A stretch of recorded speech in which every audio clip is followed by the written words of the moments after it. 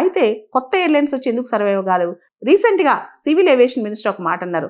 ఇప్పుడు ఇండియాలో ఉన్న డొమెస్టిక్ ఎయిర్ ట్రావెల్ మార్కెట్ చూస్తే మనకి ఖచ్చితంగా 5 బిగ్ ఎయిర్వేస్ ఇక్కడ రన్ అవ్వాలని. అయితే అంత ఈజీ అది, ఎందుకంటే ట్యాక్స్లు చాలా ఎక్కువగా ఉంటాయి. కొన్ని రూట్స్ అనేవి లూక్రేటివ్ ఉండవు. కొన్ని రూట్స్కి నష్టం వచ్చినా ఫ్లైట్ రన్ చేయగలగాలి, ఫ్లైట్ సర్వీస్ రన్ చేయగలగాలి.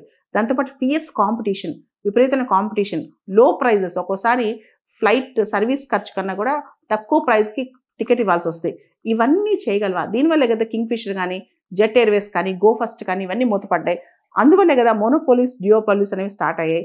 మనం చూస్తే భారతదేశంలో పోయిన సంవత్సరం కేవలం 2024లో 174 మిలియన్ ప్యాసింజర్స్, దాదాపు 17.5 కోట్ల మంది ప్యాసింజర్స్ ఎయిర్ ట్రావెల్ చేశారు. ఇండియాలో కానీ, ఇండియా నుంచి అవుట్ సైడ్ కానీ ఇండియన్స్ దాదాపు 17 కోట్ల మంది ఎయిర్ ట్రావెల్ చేశారనమాట.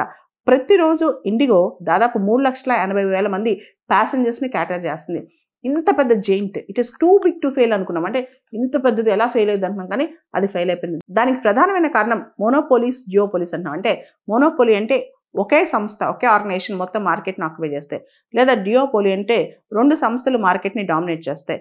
కానీ ఇక్కడ క్వశ్చన్ ఏంటంటే, చాలా దేశాల్లో ప్రపంచంలో సివిల్ ఏవియేషన్ సెక్టర్లో డియోపోలీస్ ఉన్నాయి. ఉదాహరణకి ఆస్ట్రేలియా కావచ్చు, కెనడా కావచ్చు. అదేవిధంగా చైనాలో కూడా స్టేట్ ఓన్డ్ క్యారియర్స్ 3 ఉన్నాయన్నమాట. వాళ్ళు ఎక్కువ డామినేట్ చేస్తారు. ప్రైవేట్ సెక్టర్ ఉన్నా సరే స్టేట్ ఓన్డ్ క్యారియర్స్ కూడా డామినేట్ చేస్తారు. ఇన్నున్నా అక్కడ ఇంత ఫెయిల్యూర్ జరగల.